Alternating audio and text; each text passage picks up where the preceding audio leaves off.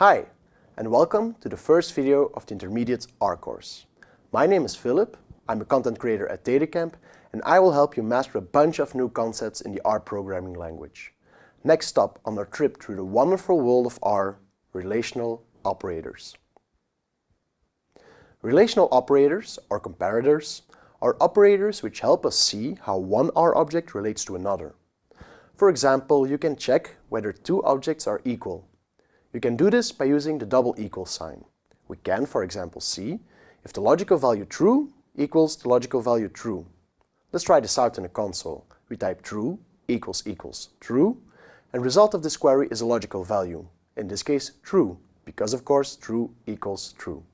On the contrary, true equals false will give us false. Makes sense, right? Apart from logical variables, we can also check the equality of other types. We can also compare strings and numbers. The opposite of the equality operator is the inequality operator, written as an exclamation mark followed by an equal sign. This sentence would read as hello is not equal to goodbye. Because this statement is correct, R will output true. Naturally, the inequality operator can also be used for numerics, logicals, and of course other R objects as well. See how every time the result of the equality operator is opposite for the inequality operator. Of course, there are also cases where you need more than simply equality and inequality operators. What about checking if an R object is less than or greater than another R object? This will not come as a surprise. You can use the less than or greater than sign for this.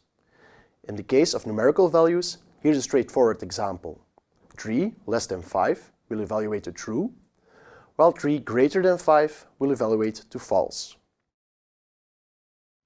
For numerics, this makes sense, but how would this work for character strings and logical values? Is hello greater than goodbye? Let's find out. Apparently, hello greater than goodbye evaluates to true. But why so? It's because R uses the alphabet to sort character strings. Since H comes after G in the alphabet, hello is considered greater than goodbye. How about logical values? Is true less than false? The following query gives us the answer. It appears not. It evaluates to false.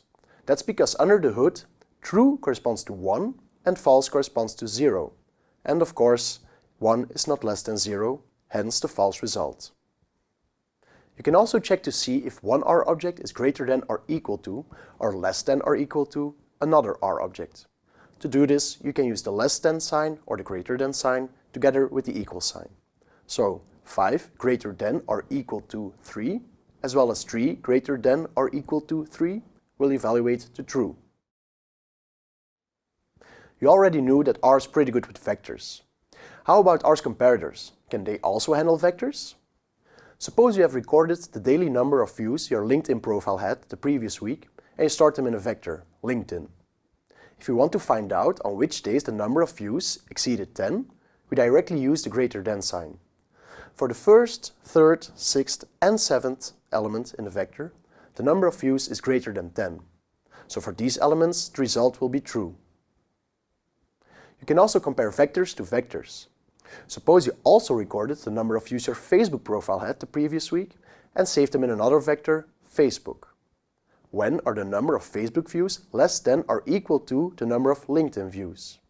The following expression shows us how to calculate this. Does this make sense? In this case, the comparison is done for every element of the vector, one by one. For example, in the third day, the number of Facebook views is 5 and the number of LinkedIn views is 13.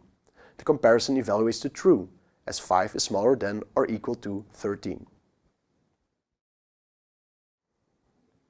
Just as for vectors, R also knows how to compare other data structures, such as matrices and lists. Head over to the interactive exercises and add relational operators to your ever-growing R skill set.